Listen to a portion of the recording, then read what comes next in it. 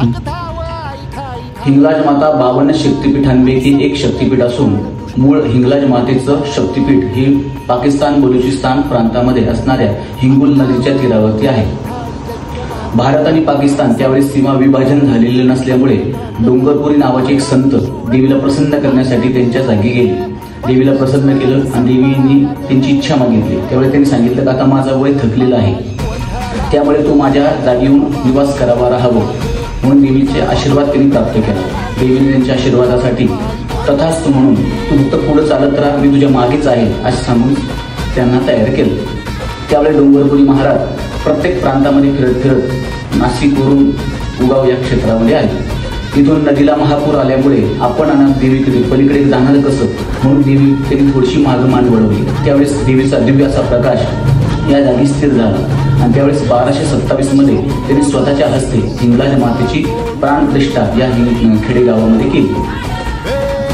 देवीची ही मूर्ती पाषाणमय असून देवीचं जे सिंहासन आहे हे मूळ 1227 मध्ये बांधलेलं आहे।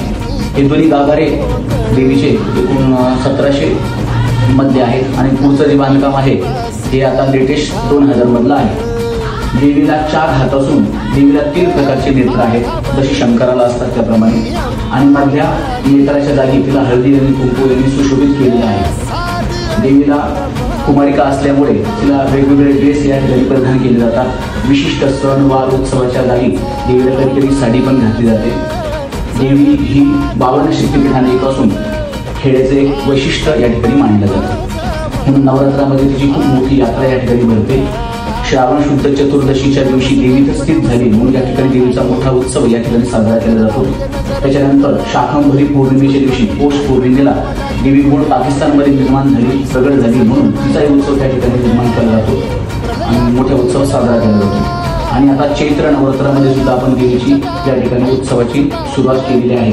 भाविक भरपूर लांबून लोक येतात। अष्टमी दिवशी इथं मोठा यज्ञ केला जातो आणि देवीचे उत्सव या प्रकारे साजरे केले जातात। सकाळी देवीची महापूजा असते, अभिषेक असतो। दुपारी माध्यान्ह पूजनाला देवीचा नैवेद्य पूजन अर्चन केलं जातं आणि सायंकाळी 7 वाजता ठीक संध्याकाळी आरती केली जाते। अशी रोजची दिनचर्या देवीची या ठिकाणी आहे। जय हिंद।